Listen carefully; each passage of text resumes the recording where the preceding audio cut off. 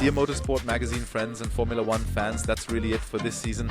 For the last time, the 2023 generation cars were allowed to take to the track at the test here in Abu Dhabi after the season finale. And now you're wondering, what's it all about? Why were they still testing here? It has been a tradition for some time now that tests are held after the season finale. It used to be 2 days, now it's just 1 day, but each team is allowed to enter 2 cars at this test. Normally only 1 car is used in the tests, but there is a requirement, namely 1 car must be equipped with a so-called young driver, as the aim is to promote young talent, and the other car must be driven by a driver with a super license. So essentially these are the regular drivers. This test is actually intended as a tire test after the season, so that the drivers and teams can get to grips with the new generation of tires for the next season.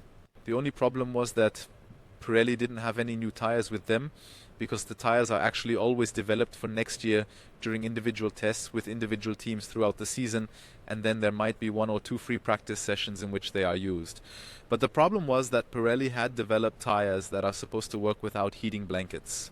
But now they have decided at short notice to keep the heating blankets, so there are simply no new tires for next season and there were no tires to test. So what did the teams actually test here? Not the technology either, because there were very strict specifications for that.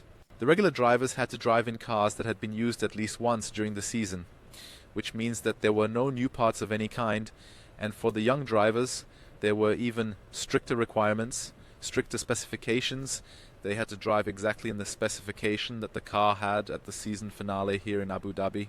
Nevertheless, Pirelli didn't set any specifications for the run plans, which meant that the teams could do what they wanted, at least within the limits of what was technically possible.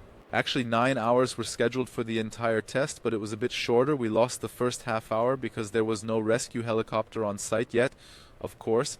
Then nothing can start here. The half hour was not added on because the regulations don't provide for that. They say the test has to be over by 6 p.m. That's it. I thought it was consistent. There was a brief interruption due to a water leak behind me between turns 13 and 14. That's in the hotel complex. Unfortunately, we don't know exactly what happened there. We don't have any live pictures here at the track either. All the cameras and everything have already been dismantled. We only have the race control and the race organizers to give us information. Of course, we have a timetable and so on. But sometimes you have to go around and ask what happened. In this case, we couldn't find out. Maybe a hotel guest was a bit drunk and whatever he did. The session also had to be interrupted once because George Russell flew off in turn 6. Quite unusual. It was a technical defect that led to this. Fortunately, nothing happened to him. Everything was okay. But the test was of course over for him prematurely. While we're at the topic of Mercedes, and you can see behind me the marina, the water, there was some pretty spectacular scenes. The team was celebrating a bit after the race, and a mechanic was thrown into the water, lost his wedding ring. There was a diver out trying to find the ring, a diver from his own team. Many colleagues from the team were there and tried to help. I can't see the diver anymore, but there was no success to report just now. Let's hope it all worked out. Of course it's bitter. It has been relatively quiet on the driver market this season. There are currently no changes at all with Logan Sargent. We still have to wait a bit. Maybe there is a bit more going on with you on the transfer market, namely in the direction of Motorsport-Magazin. We are looking for reinforcements in many positions, including the position of video host. If you like being in front of the camera and can articulate yourself to some extent, then apply to us. All information can be found at jobs.motorsportmagazine.com. Of course, it is important that you are willing to work with us at our location in Graz. But now back to the test. As I said earlier, the 2023 generation of cars took to the track for the last time.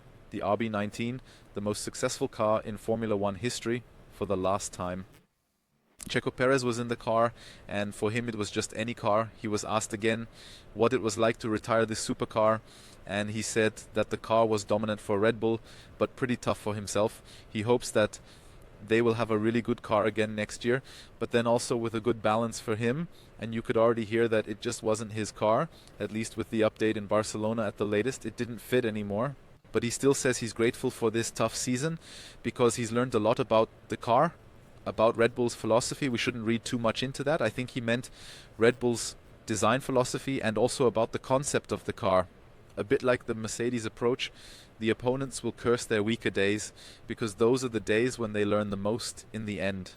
A difficult season for Sergio Perez, which has finally come to an end. Perez finished the day in 4th position.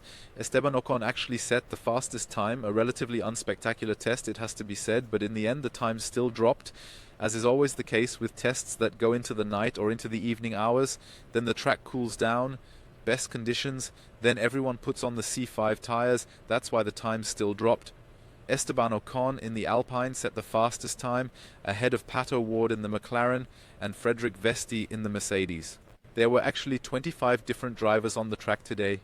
Many drivers took turns in the cockpit during the lunch break. Of the regular drivers, only the 2 Haas drivers were absent, i.e. Nico Hülkenberg and Kevin Magnussen were no longer here. The world champion Max Verstappen, Lewis Hamilton, Pierre Gasly, Lando Norris and Valtteri Bottas were not here either. Otherwise, the regular drivers were eager to work, climbed back into the cockpit, and with the juniors there was obviously a lot going on. I hope I'm not forgetting anyone. I've made a note of it. Jack Doohan, Theo Pourchaire, the Formula 2 champion, Jake Dennis, the Formula E champion. He also had a funny anecdote. He was allowed to drive this outstanding RB19 again after the practice session on Friday.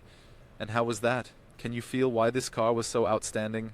He said that he usually drives Formula E cars and that even the worst car would still have been unbelievable for him. He takes a very realistic view of the whole thing. Robert Schwartzman was once again allowed to climb into the Ferrari.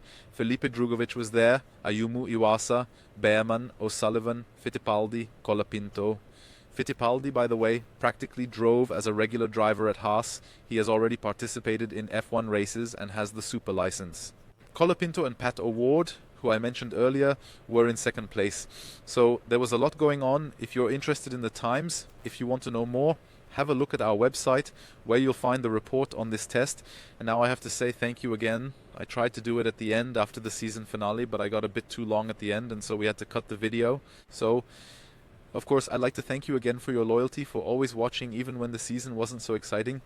All in all, I think we still have 1 or 2 exciting topics, even away from the racetrack, that have kept us on our toes. But of course, none of that would work. I wouldn't be able to tour the world if you didn't exist, if you didn't click in so diligently. But it has to be said that I couldn't do all this if it weren't for the editorial team at home in Graz, which you often don't even get to see because they always have my back. That gives me the time to run around in the paddock. In the meantime, my colleagues can write exciting stories for you. As always, teamwork makes the dream work, and that's how it is with us too. So many thanks to the hard-working colleagues who are not always to be seen here, but without whom it really wouldn't work. It's not really possible to single out any individuals. Our editor-in-chief, Stefan Hüblein, of course, who is an absolute workhorse and is working day and night on the print edition so that you have it in your letterbox on time and have something to read. Now I've taken out one individual. Now I should actually name the whole team. I hope no one will be offended if I don't name them now. Unfortunately, I can't thank every single team member now, because otherwise I think this would be a bit longer than the list of young drivers here today. But, you know, there's a lot behind it, not just in the editorial department. Of course, the videos also have to be edited. All my slips of the tongue have to be cut out and everything. So there's so much behind it that you don't even realize. The accounts department has to deal with my travel expense reports.